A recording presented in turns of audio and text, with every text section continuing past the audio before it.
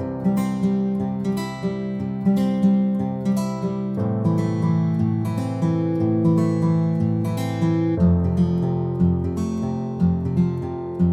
tarde.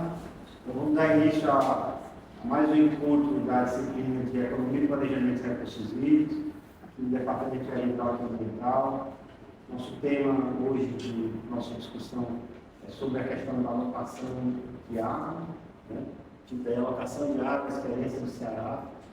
Tenho hoje a alegria de receber a nossa disciplina a professora Sandra Aquino. A professora Sandra Aquino é uma professora da Sociologia da Universidade Estadual do Ceará. Ela fez aqui a graduação dela no curso de Sociologia aqui da UFC. Depois disso fez o mestrado no Prodema, e depois fez o doutorado na Sociologia. A tese de doutorado dela, tive a alegria até de participar da banca e acompanhar lá o desenvolvimento do trabalho, depois sobre a questão da COGE e da gestão de recursos do Ceará, uma tese que foi considerada uma das melhores teses da sociologia do ano, e recomendada inclusive com o prêmio CAPES, aqui pela UFC. É um marco o trabalho dela, orientado pelo professor Jadá, o trabalho da professora Sandra, o professor Jadá é um marco aqui no entendimento da gestão de recursos hídricos e da COGE, das instituições aqui do Estado do Ceará. Então, eu muito bem de trabalhar com a Sandra há mais de uma década. Né? A gente começou uma parceria aí importante, que era tentando fazer esse diálogo entre as ciências humanas e a gente aqui da engenharia. Nosso primeiro contato foi no projeto da Colômbia. Teve o projeto da Universidade de Colômbia, em Nova York, o Colômbia. Esse projeto tinha uma ação ligada à alocação de água, que é o tema que a gente vai conversar, e outro abastecimento de pequenas comunidades rurais. Trabalhamos juntos, o Daniel também. Depois tivemos vários outros projetos com a COGE, FUNCAP. Hoje a Sandra participa do programa Cientista-Chefe. Ela coordenou já vários planos de região hidrográfica no estado do Ceará. Ela coordenou um dos grupos de desenvolvimento dos planos, né, que é responsável pelo desenvolvimento de todo o plano. Ela é coordenadora desses grupos. Ela trabalhou no plano da Ibiapaba, depois Coreia 1, aí depois disso foi para o Guanabanhu. Né? Então, já tem 3 planos de região hidrográfica desse último conjunto que estão sendo coordenados pela Sandra. E a gente vem então trabalhando aí um pouco mais de uma década desse tema de alocação de água, discutindo intensamente sobre isso. E mais recentemente até tem um projeto chamado Alocar, que nos 2 dias nós tivemos 2 dias de discussão intensa, manhã e tarde, muito intensa, em várias áreas de conhecimento, dessa questão da alocação de água. Então, é sempre uma alegria poder ouvir a Sandra. Eu queria compartilhar essa alegria com vocês. Né? Por conta disso que eu convidei a Sandra para poder falar desse tema tão caro, tão importante aqui para o Estado do Ceará, que é o tema da alocação negociada de água. Obrigado, Sandra, por tudo. Eu gostaria de agradecer ao professor Assis pelo convite. Eu fui aluna dessa disciplina, né, para fazer o doutorado em Sociologia. Fiz essa disciplina, acho que foi a primeira disciplina, inclusive, do doutorado. Foi essa aqui, né, que eu estava fazendo doutorado na Sociologia. E a temática, vocês não falaram, mas assim, a temática para o doutorado, porque eu mudei o que eu discutia antes, porque eu trabalhava mais discussão de sociologia urbana, né? E quando foi para o doutorado, em função da minha experiência aqui com a CIS, aí eu voltei, né, assim, meu olhar, minhas curiosidades de pesquisadora para essa área dos recursos hídricos, fiz a minha tese, né, e o Assis foi quase que um orientador, né, assim, eu já estava orientador e ele também participou de todo o processo Então é uma alegria para mim também poder estar aqui. A gente teve junto esses 2 dias aí, foi bem intenso, uma discussões muito ricas. E aí eu vou compartilhar aqui um pouco com vocês um pouco essa questão da alocação de água, né, alocação negociada de água. Mas antes de entrar especificamente na discussão que eu trouxe aqui, vou mostrar para vocês os tópicos, né, que vocês gostam de mostrar assim, a questão dos tópicos. Eu organizei minha fala, né, em 3 pontos principais. As águas do Nordeste, porque para entender um pouco da alocação de água, falando um pouco do resgate, como é que os recursos hídricos eles foram pensados a partir da história do Nordeste, entre essa relação aí entre ausências e presenças, né, das águas. As águas do Ceará e a elaboração de novo tempo, que é discutir um pouco como é que o modelo cearense ele surge, para depois entrar em algumas questões mais específicas da própria alocação de água. E aí demarcando essa alocação de água a partir das vivências, experimentações e articulações, para que ela hoje se tornasse um elemento extremamente importante, um espaço de discussão pública e de democratização pelo uso da água. Eu trago aqui, essa aqui é uma imagem de ele é um ilustrador, ele faz ilustrações bem críticas na internet, tem um trabalho muito rico, ele é polaco, e aí ele traz essa ideia da água como algo muito precioso, né, onde ele precisa ali estar com um olhar muito atento do que ele está pegando e guardando, onde a gente guarda joias, né, uma caixinha de joias, mostrando aí uma importância das águas. E ali é o Bachelard é um filósofo, Gaston Bachelard, tá? Onde ele diz que se a água se torna preciosa, torna-se seminal. E aí, esse seminal, a gente compreendendo a partir da ideia do que ela nos possibilita em criar. O que é que as águas, né, os recursos hídricos, possibilitam criar? Criações surgiram a partir dela. E uma das criações é a própria alocação negociada de água, que eu já adianto que é uma criação local. Né? Então, essas águas, né, elas se tornam seminal para uma política que nasce aí nos anos 90, que a gente vai conversar um pouco sobre isso. Bem, e aí, como eu falei para vocês, a questão das águas, né, quando a gente pensa na história do Nordeste, e a gente recorta a história do Nordeste a partir da questão das águas, tá? A primeira ideia que, quando a gente está lendo sobre esse material, e a partir, sobretudo, dos primeiros cronistas ali dos anos 20, eles apresentam muito o Nordeste, pensando no recorte das águas, sempre a partir da ideia da falta, sempre a partir da ideia da ausência. E essa falta, esse termo falta, é um elemento importante que não é só contado pelos cronistas, mas ela também reaparece quando a gente começa a discutir e a pensar nos anos 90 no modelo de gestão dos recursos do Estado do Ceará. Tá? Então, assim, é um lugar de rios secos, como vocês podem ver aí, né? Onde você não tem uma regularidade das chuvas, então é sempre essa história da falta. Um lugar onde faltam infraestruturas, ou um lugar, né, uma região conhecida aí como uma região que tem uma série de limitações, uma série de problemas e algumas possibilidades. Então você tem essa narrativa, né, que a gente fala sobre o Nordeste brasileiro, tá? E pensando nessas narrativas, como é que se dá, então, como é que a natureza é pensada também nesse contexto? A natureza é apresentada inicialmente como um elemento que vitimiza a própria região, que castiga por conta dos solos rachados, né, e das intempéries climáticas. E aí a gente tem ainda, logo no início dos anos 20, a gente tem duas vertentes que são, digamos assim, clássicas, quando a gente está falando do Nordeste. Você tem aí o Gilberto Freire, todos eles aí nos anos 30, esses 2 autores, tá? E tem o de Jaci Menezes. O Gilberto Freire, né, aquela obra clássica dele, A Casa Grande, Senzala, ele relata que a gente chama aí de um Nordeste gordo, né? O Nordeste da cana, de açúcar. Né? O de Jaci Menezes vai dar um outro olhar, no mesmo período, onde ele vai olhar para o Nordeste do povo, o Nordeste do semiárido, né? O Nordeste mais marcado pelas irregularidades da chuva. Então você tem essas duas vertentes iniciais interpretativas da região Nordeste. Tá? Então, quando a gente também está falando dessa história do Nordeste, né, é cortada a partir no prisma, né, da questão dos recursos hídricos, a gente também precisa identificar alguns que a gente chamaria aqui de atores institucionais. Que atores institucionais eram importantes, então, nesse contexto?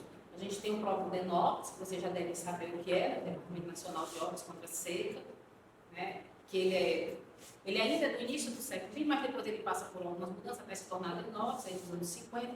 A gente tem a SUDENE, posteriormente nos anos 60, já uma ideia mais de planejamento, de planejamento regional, porque lembre-se, a região é apresentada como um lugar que tem vários problemas, né? E esses problemas, né, seriam problemas ligados aos aspectos físicos, naturais, e esses problemas eram tomados como elementos explicativos da situação de subdesenvolvimento da região Nordeste, né? Então, você vai ter aí uma série de atores institucionais que vão atuar nessa região para tentar buscar o quê? O que seria essa vocação da região? A região Nordeste, ela estaria vocacionada para quê? Qual era a principal atividade econômica, né? Não vou detalhar, mas é só fazer assim, um contexto inicial para mostrar como essa região Nordeste, como a gente falar do Nordeste e falar das águas, a gente está falando ao mesmo tempo de uma história que está extremamente entrelaçada. Tá?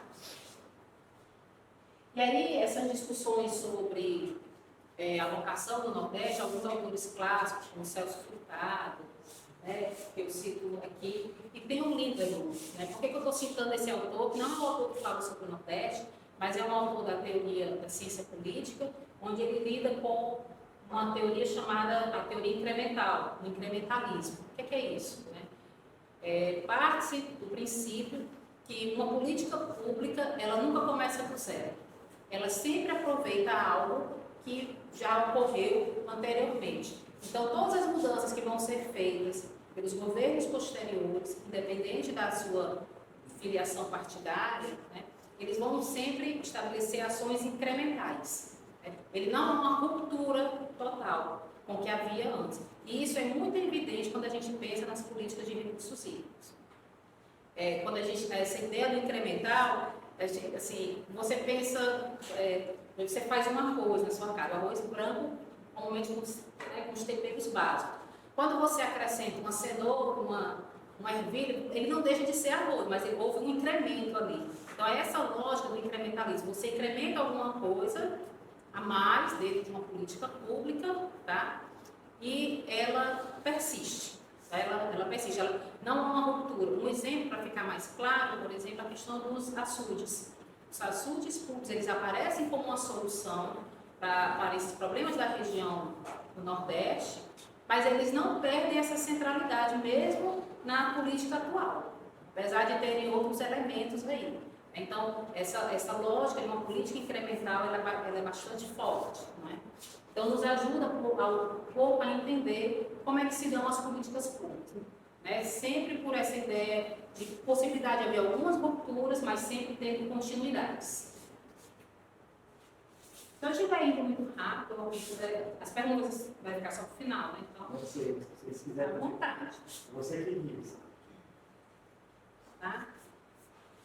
Então, essa questão aqui que eu já estava falando para vocês, desse Nordeste, né, apresentado por essa ideia da falta, da ausência por esses cronistas, inicialmente aí no início dos anos 20, e toda a problemática que vai se pensar o que é que o Nordeste, a partir dessa situação de um lugar que chove pouco, né, onde você tem uma população extremamente vulnerável aos efeitos da seca, como é que pode se pensar o desenvolvimento dessa região?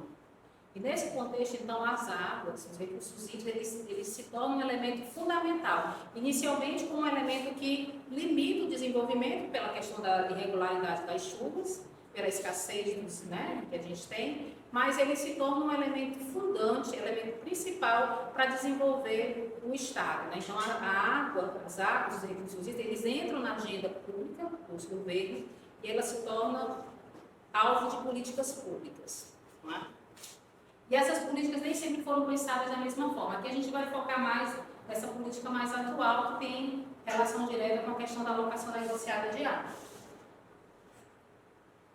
Bem, então, essa região ainda, falando sobre o Nordeste, como é que as soluções eram pensadas, então, tendo em vista essa configuração inicial que eu coloquei para vocês? você tinha aí basicamente duas classes de soluções, entre aspas, né? Ou as soluções vinham da engenharia, questão das obras hidráulicas, né? Ou elas poderiam ser também soluções econômicas, né? Então você tem essas duas classes iniciais de ações que são pensadas para desenvolver a região Nordeste, né? Estava aí todo marcado por aquela discussão que o próprio Celso Furtado faz das disparidades regionais, onde você tem a região Nordeste, né? Que serve aí inicialmente como exporta, né? Mão de obra para a região Sul e Sudeste, né? Um estado, uma região extremamente agrária, mas onde não se havia produção de alimentos. Quando nos anos 50 ele sai viajando por todo o Nordeste, ele identifica que um dos grandes problemas é porque você já tinha um conjunto de açudes ali construídos, né, na região, mas você tinha um problema muito grande de produção de alimentos. Então ele pensa a questão do desenvolvimento da região a partir de desenvolver ações que favoreçam a produção de alimentos, mas para isso é necessário que as águas, os recursos hídricos, eles de fato se tornem elementos públicos, de uso público, né, para todo mundo. E teria também a perspectiva da indústria, né? Então, a indústria também como outro elemento para desenvolvimento dessa região. E nesse contexto, onde é que estariam as águas, né? Exatamente no outro, ela entra aí como elemento importante também para a questão das indústrias que vão se instalar aqui no estado a partir dos anos, sobretudo nos anos 60. Tá? Então, o que eu queria destacar aqui para vocês, eu até coloquei aqui no slide, antes desse modelo atual que temos hoje, né, a gente tinha como um órgão principal que lidava com os recursos hídricos o DENOX, especialmente o DENOX. E havia muito aquela lógica, que eu até coloquei aqui, dirigir o uso das águas, no sentido de que essa administração ela não era participativa, o órgão fazia, né, a partir dos seus técnicos, administração, e as águas estavam muito vinculadas, o uso dessas águas estava muito vinculado aos perímetros públicos, né? Então você não tinha aí essa lógica da gestão das águas. Esse termo, inclusive, gestão, ele vai se tornar muito difundido aqui no estado, sobretudo nos anos 80, quando a gente tem uma outra configuração política, sobretudo no final dos anos 80, né? Que aí você tem uma emergência de um outro grupo político, onde o termo gestão ele vai se tornar um elemento presente nos discursos e também no ato de pensar as políticas públicas. E aí as águas também passam a ser pensadas a partir da perspectiva não de serem dirigidas, mas de serem geridas, né? A gestão das águas. Tá? Nesse contexto, né, estou colocando para vocês que o DENOX era então essa figura central. A gente passa por modificações no Estado no final dos anos 80, e essa modificação na estrutura política do Estado, com a ascensão de novos grupos, novos políticos que assumem o governo do Estado, e também tem, que eu vou colocar depois para vocês, alguns outros elementos que ocasionam essa mudança. Esse órgão, que é o DENOX, inicialmente tem essa centralidade para fazer esse ato de dirigir os usos das águas, ele perde força, ele vai perdendo força, e a gente tem um novo arranjo institucional, no qual ele passa ainda a fazer parte, mas não mais com aquele papel central que ele tinha antes aí dos anos 80, né, sobretudo quando a gente demarca a nova política, nos anos 90. Tá? Então, assim, mencionei algumas questões específicas para a gente visualizar um pouco que essa história do Nordeste ela é contada a partir do recorte das águas, sempre pela história, a ideia da ausência. Mas aí nos anos 90, né, a gente tem no final dos anos 80 algumas mudanças no cenário político, que eu falei para vocês, mas nos anos 90 a gente tem o desenho de uma outra política, sobretudo nos anos 90, quando ela vai ser implementada, que eu chamo aqui de um outro jeito de lidar com as águas, onde vai estar pautado na ideia da gestão dos recursos hídricos. Tá? Mas o que ocasiona aí essa inflexão, essas mudanças? E aí eu citei aqui alguns elementos. A gente tem aí a seca de 79 e 83 como um elemento que a gente não pode desconsiderar, como um elemento que ocasiona essa inflexão para pensar um outro jeito de lidar com, no caso, com os recursos hídricos. Esse período das secas de 83, não sei se vocês já estudaram ou leram alguma coisa, aquele período muito marcado pelas frentes de serviço, né? Então, o Estado também estava procurando ter uma outra configuração em termos até da sua própria imagem, né? Então, as secas, elas aparecem como um elemento que não poderia, os efeitos que elas estavam ocasionando na sociedade, elas não poderiam mais ocorrer. Era necessário desenvolver algumas ações para lidar com esses efeitos desse período aí da seca. Tá? A gente tem o Pacto Federativo Brasileiro, né, onde que inflexão ele traz, né? Você tem aí esse momento onde os estados eles passam a ter um protagonismo muito grande. E aí os estados começam a pensar suas políticas públicas. O estado do Ceará pensa a sua política pública em recursos hídricos, dos anos 90, ainda em 92. E a política nacional, a Política Nacional de Recursos Hídricos, ela é de 97. O estado do Ceará ele antecipa aí nos anos 90, evidenciando aí que esse pacto federativo, onde os estados saem fortalecidos, tá? Ele desencadeia essa inflexão, essas mudanças. A gente tem aí o que eu estou chamando aí de aliança entre empresários e a elite da classe média, que é isso. Nos anos 80, final dos anos 80, a gente tem no estado do Ceará um período eleitoral onde há um discurso de que se estabelece aí a ideia de um novo tempo, né? O que havia antes, associado à ideia do coronelismo, não poderia mais ocorrer. É o discurso entre o antes e o depois, né? E esse discurso ele é acionado por quem? Por um grupo de empresários, né, que vai estar ligado aí ao SIC, ao Centro Industrial do Ceará, né, onde eles ganham as eleições. Aí eu estou falando da gestão Tasso Gereissati, tá? Então eles ganham a eleição do Estado, ganham a cena política e começam a fazer uma série de mudanças, tanto na reforma do próprio Estado, a gente vai ter uma reforma do Estado, como também a necessidade de repensar as políticas públicas. E nesse contexto, a água ela se torna um elemento importante da agenda política. Por exemplo, o que seria essa reforma do setor público, né? Alguns pesquisadores, tem um livro chamado A Boa Governança. Acho que o nome Boa Governança dos Trópicos, Judith Temple. Exatamente, da Temple, exatamente dela. Onde ela vem e faz uma análise, né, do governo.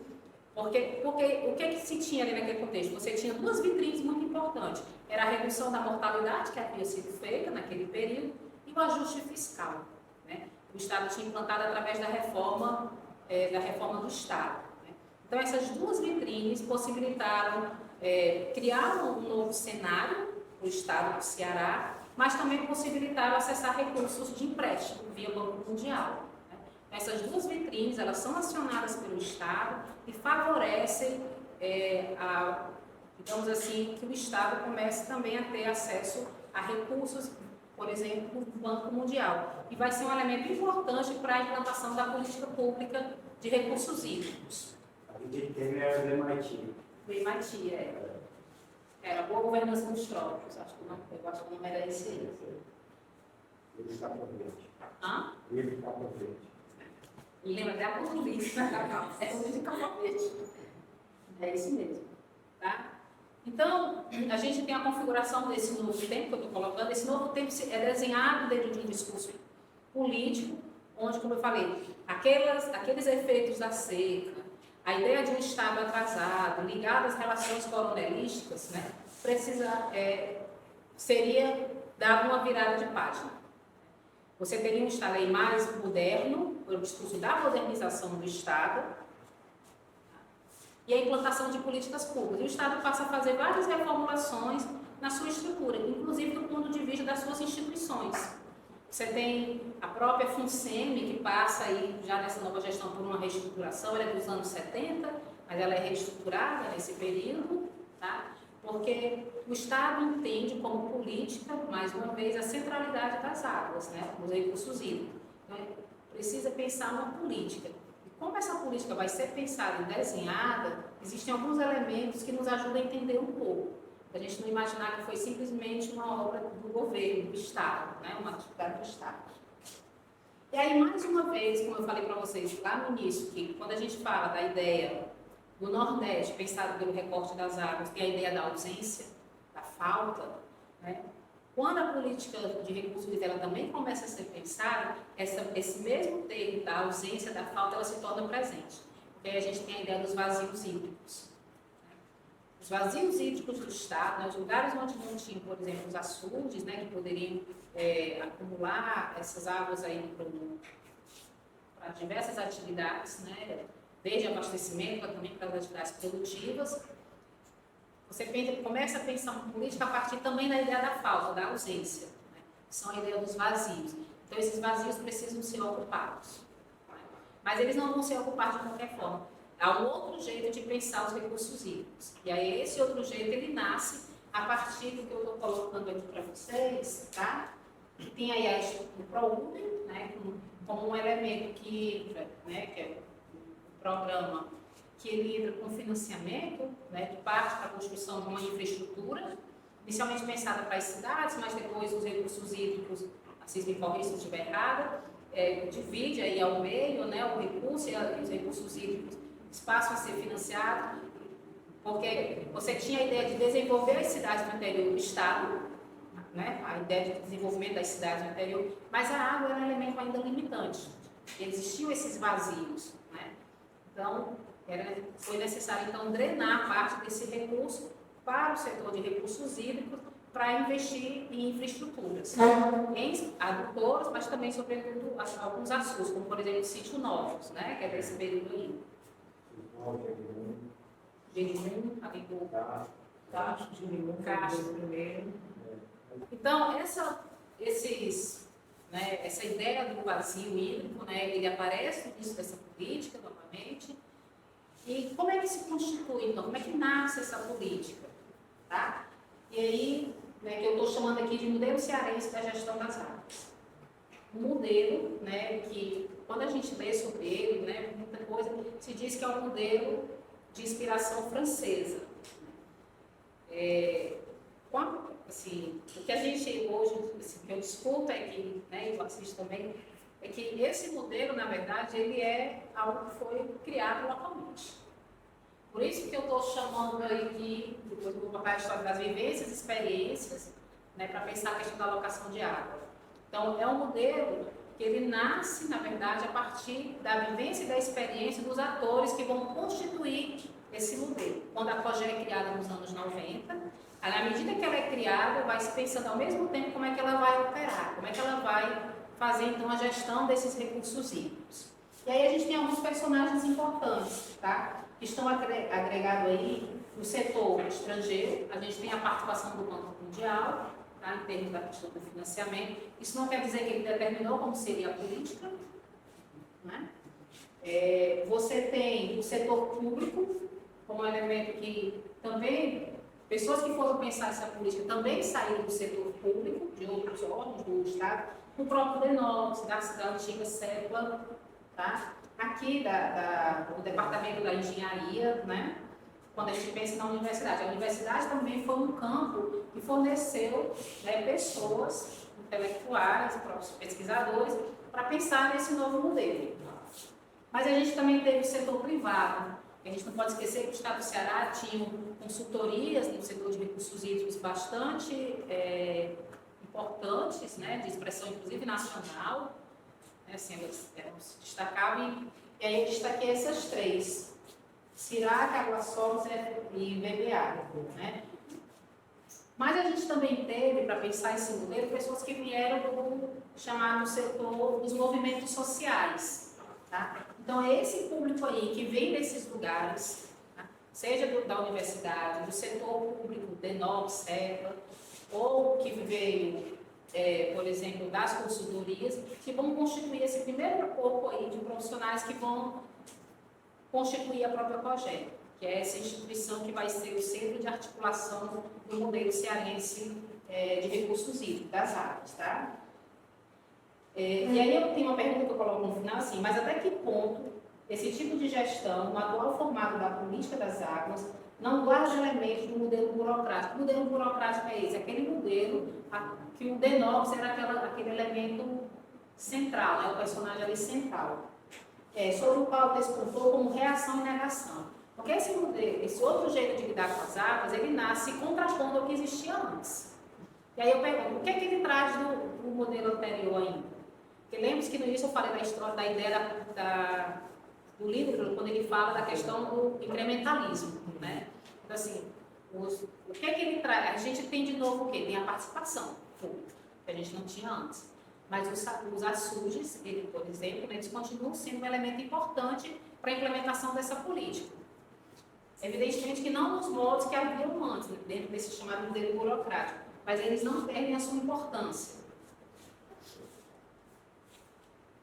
Então, a gente tem aqui, eu trouxe que é a COGE, né, que eu falei para vocês como esse centro de articulação. A COGE é um órgão de gerenciamento. Vocês já ouviram falar sobre ela, devem, né, conhecer. A COGE ela nasce nos anos 90, tá? Ela nasce como um consenso. Por que é um consenso? Né? Entre tanto o Banco Mundial, a classe política que estava, né, à frente do Estado, e o que eu estou chamando aqui de comunidade hídrica local. Que comunidade hídrica local é essa? São aqueles profissionais que ou estavam no setor privado, nas consultorias, ou em outros órgãos do Estado, como a CEPLA, ou o DENOX, ou que estavam na universidade. Então, havia um consenso entre esses grupos todos que era se fazia necessário ter uma instituição específica para fazer o gerenciamento dessas áreas. E aí vem, portanto, a COGE, que nasce com um formato diferente do que a gente acompanha nos outros estados do país, porque ela é uma companhia. Ela nasce como uma companhia e não como uma agência, né? Então, é um elemento, inclusive, peculiar e singular desse modelo que temos aqui. Por isso que eu estou falando, e ela nasce como uma instituição híbrida. Por quê? Porque ela nem é um órgão totalmente do Estado, ela é uma vinculada, né? Ela é vinculada à Secretaria de Recursos Hídricos, ela é regida pela lei das empresas de economia mista. Tanto que, recentemente, agora em 2017, ela passou por uma reestruturação em função dessa legislação. Tá? Ela aparece aí como executora de uma política das águas, ela não pense diretamente a política, porque a política ela é pensada na secretaria, mas ela é o órgão executor. Ela nasce como esse órgão executor para lidar com a gestão das águas. E ela compõe um sistema integrado, que a gente tem a SRH, a gente tem a SOIDRA e tem, inclusive, a COGE também. Né? E a FUNSEMI também faz parte desse sistema. Tá? Mas a COGE é o órgão de articulação para a implantação da política, essa política de recursos hídricos. Ela é portadora de um conhecimento técnico sobre os recursos hídricos, haja vista a experiência que os profissionais que entram no primeiro concurso da companhia já trazem, né? Muitos deles já tinham outra, nem todos são, a maior parte deles vinham ou de algum outro órgão ou até das empresas de consultoria. Né? Também teve gente da universidade, né, nesse momento aí. Então, essa instituição, que é a COGE, ela tem uma dupla peculiaridade. Ela nasce como uma instituição que vai adotar um modelo gerencial. Veja que ela nasce nos anos 90, quando esse conceito de gerenciamento ele é extremamente forte, né, do ponto de vista, inclusive, político. Então, ela é um órgão de gerenciamento das áreas. Só que ela faz esse gerenciamento a partir do corpo de funcionários que ela tem, que com o tempo ela vai, digamos assim, criando, se espalhando por todo o Estado a partir das suas gerências, mas ela faz isso em diálogo direto com alguns interlocutores que são, inicialmente, são as pessoas que fazem uso dessas áreas. E depois, né, vão ser aí organizados em comitês, em comissões gestoras, né, que a gente vê isso aí um pouco depois. Mas é só para entender que essa política, ela nasce com essa outra configuração, tá? E você tem, sobretudo, um elemento muito importante que é a participação pública. Porque nos anos 90, de modo geral, há toda uma tendência dos movimentos sociais de não simplesmente pressionar pela execução de uma política, para que uma política pública seja implementada, mas também o desejo de participar da execução da política. Né? E você tem o nascimento de comitês. E no caso dos recursos hídricos, né, não seria diferente. Né? Quando a política nasce, ela nasce com essa ideia, né, de que, para pensar no gerenciamento dessas águas, isso só vai ser possível através da participação pública. Essa participação pública é um elemento extremamente importante, porque ela possibilita que, no caso, a COGE, ela tenha, às vezes, até mesmo um conhecimento mais próximo do que acontece na realidade, porque ela não tem capilaridade para estar em todos os lugares. Então, através da participação pública, eles trazem informações de como está a situação dos recursos hídricos nos lugares onde eles vivem. Há uma possibilidade também de dividir responsabilidade, fazer uma cogestão, né? Porque as vazões que vão ser aprovadas, né, elas passam por uma discussão pública, tá? A gente está lidando com a água que é um bem essencial, a essencialidade, né?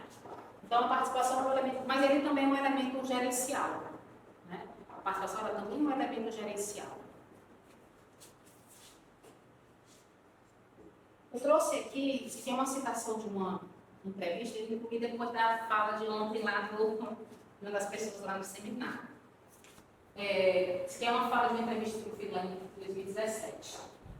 Nós pensando, eu pedi a pessoa para falar como é que foi a política, como é que ela nasceu mesmo, né? Ela disse assim, nós fizemos uma viagem para conhecer a experiência de onde tinha algum comitê de bacia. Tinha em São Paulo e no Rio Grande do Sul.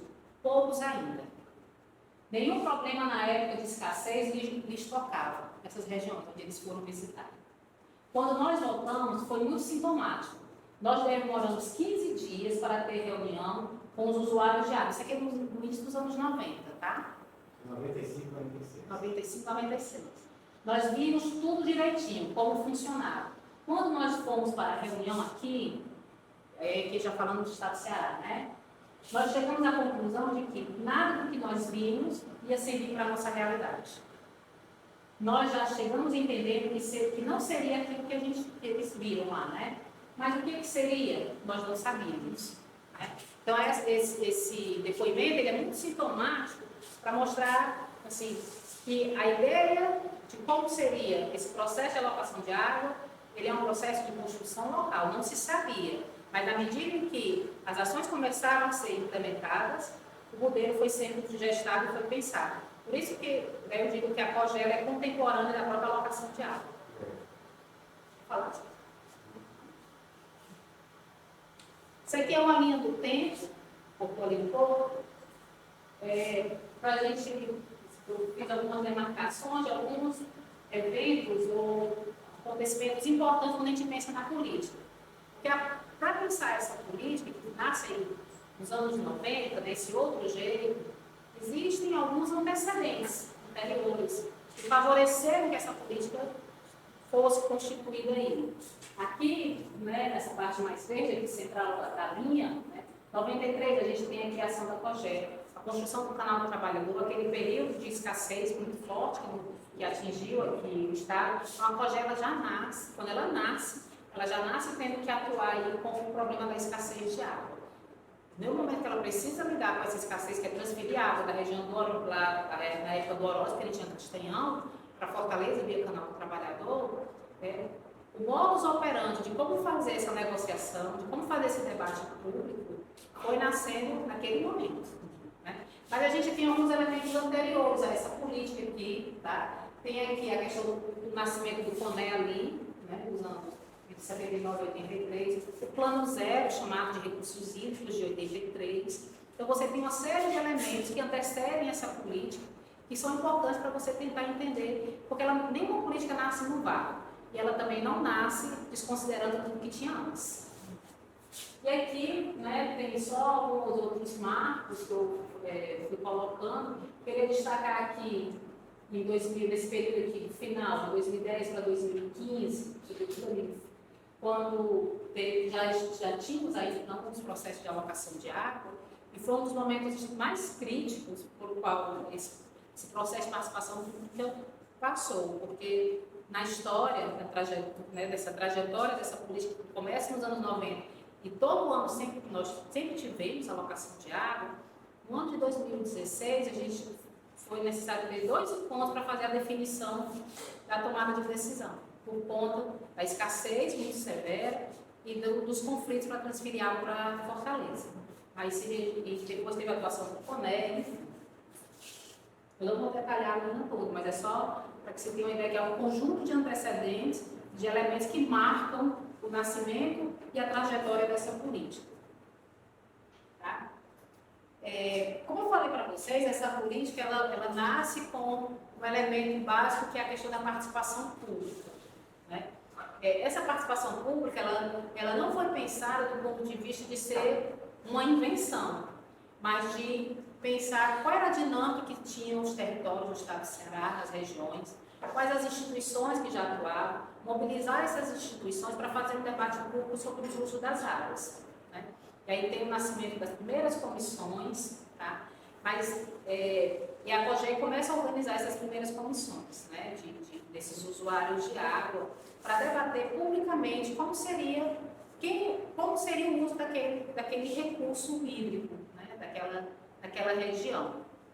Nos anos 90, em 97, você tem a lei federal, como eu falei para vocês, aí você vem com a proposição da criação dos comitês de bacia.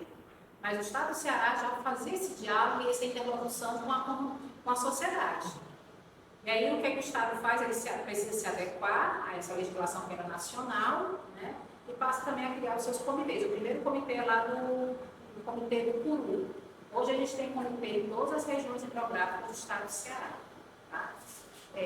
Mas a gente tem algumas coisas que esse arranjo institucional, focando na questão da participação, você tem os comitês, mas você também tem um outro elemento importante que são as comissões gestoras. Tá? Essas comissões gestoras elas estão vinculadas ao que na política é chamado de sistema hídrico isolado, ou seja, aquele assunto que ele não pereniza um grande trecho. Né? Então você tem as comissões gestoras. Todas elas, né, tanto a comissão gestora como os comitês, eles seguem a lógica da representação. O que é isso? Se define um percentual de quantos membros serão da sociedade civil, quantos membros do Estado, governo do Estado, município, federal, né, e de usuários. Mas nem sempre essa lógica da representação esteve presente na política de recursos do Estado do Ceará. Inicialmente ela não começou com essa lógica da representação, mas uma lógica que eu chamo aqui uma lógica das águas. Quem de fato usava aquela água ali? Né? Então, não tinha ainda, inicialmente, não foi pensado com a ideia da representação. Tem vantagens quando entra com a questão da representação, porque você possibilita que tenha uma diversidade de instituições que estejam ali dentro daquele colegiado, né, que é, no caso, o comitê ou a comissão gestora, mas, por outro lado, também, né, você pode ter instituições que estão ali e que não usam diretamente aquela água. Né?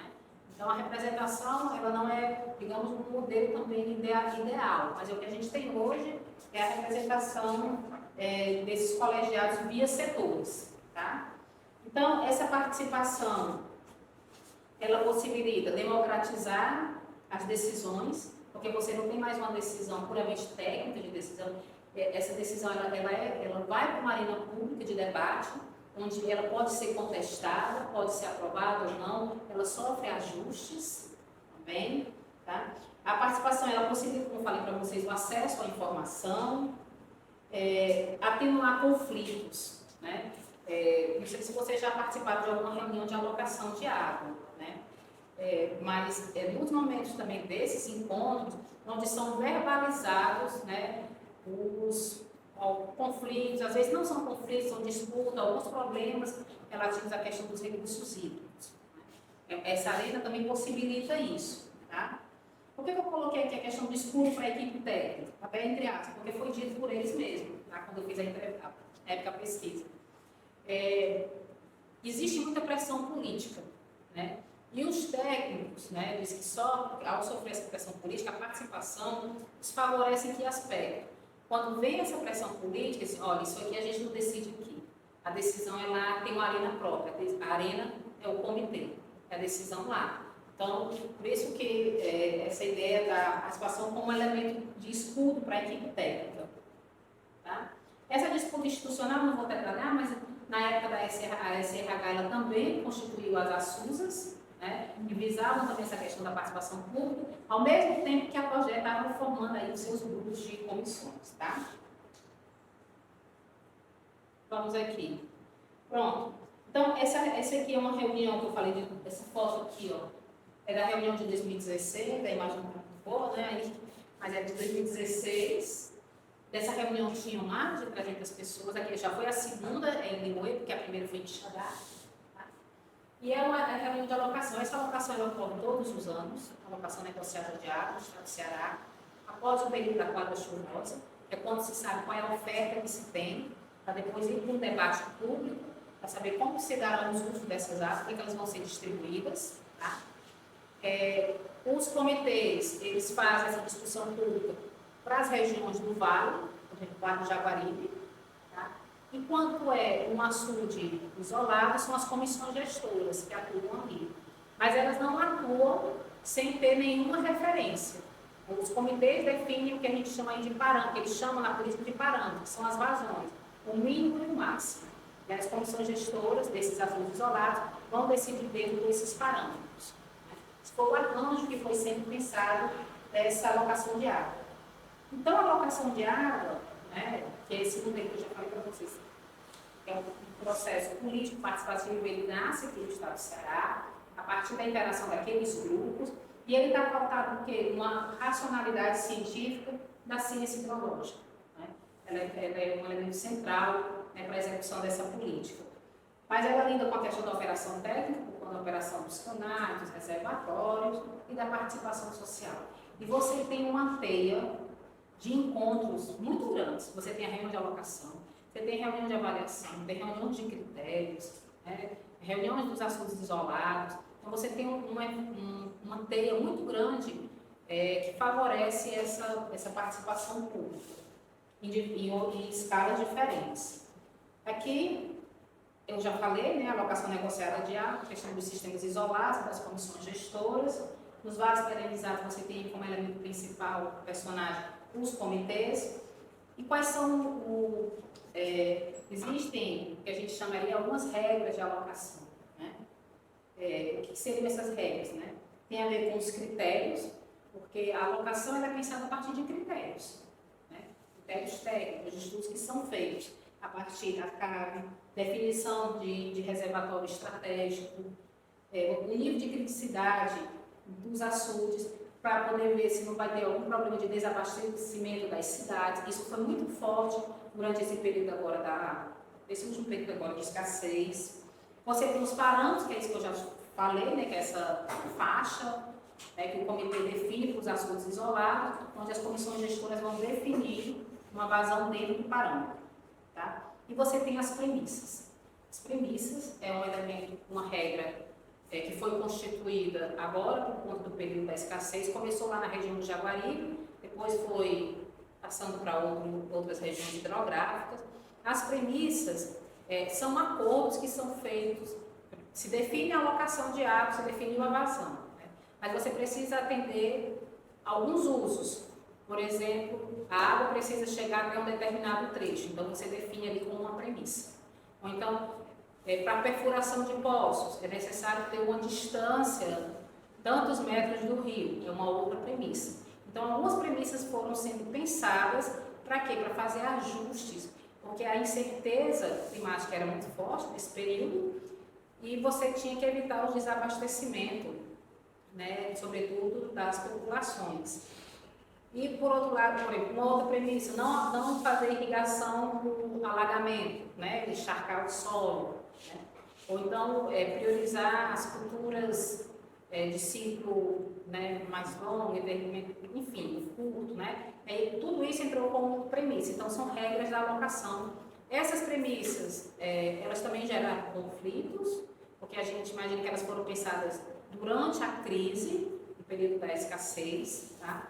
E as premissas indicavam também questões de prioridade. Quem ia poder ter direito ao uso dessas águas naquele contexto de escassez. Quando você definia que a água ia chegar até um determinado trecho, poderia significar que nem todos teriam acesso. Ou então, você não poderia manter o seu sistema de irrigação. Né? Então, essas premissas, elas também geraram alguns conflitos. Mas era isso, eu só pontuei essas coisas porque eu acho que a ideia era mais discutir como essa ideia dos recursos hídricos, ela entra a partir da ideia do Nordeste, com essa ideia da falta. Essa falta, ela permanece como ideia central para pensar a nova política nos anos 90, essa outra política nos anos 90. Essa política dos anos 90 tem um elemento central, que é a própria COGE, como centro articulador dessa política, mas ela não executa só, ela faz isso em participação, em diálogo direto com os colegiados. E anualmente é feito esse processo público de discussão das vazões, onde se define os usos e trajetos dessas águas, né? Onde se discute as questões das prioridades, né? Quem vai poder ter acesso e quem não tem. E você imaginar que a água é um elemento importante para o desenvolvimento do Estado e para diversas cadeias produtivas, imaginar que você tem esse processo passando por uma arena pública de discussão, isso é muito rico, né? E é um elemento muito característico, né, daqui do Estado do Ceará, esse modelo da alocação negociada de água. Essas questões que eu queria trazer, assim, não muita coisa, é que eu vejo de novo com o Bachelard. Eu abri com ele, né, é do livro Água e Sonhos, é um texto do livro do Bachelard, quem puder ler, é um livro interessantíssimo, livro curtinho. Ele fala que, em especial, a água é o elemento mais favorável para ilustrar os temas de combinação dos poderes, ela assimila tantas substâncias, traz para si tantas essências, né? Então, quando a gente está falando de água, está falando desse recurso hídrico, que é escasso, é disputado, mas que ele também é essencial, né? E por isso que ele puxa tanto as combinações de poderes, né? Não é simplesmente um elemento natural. Ele se enrosca nas relações de poder. Acho que eram as questões, é isso que eu queria trazer, viu?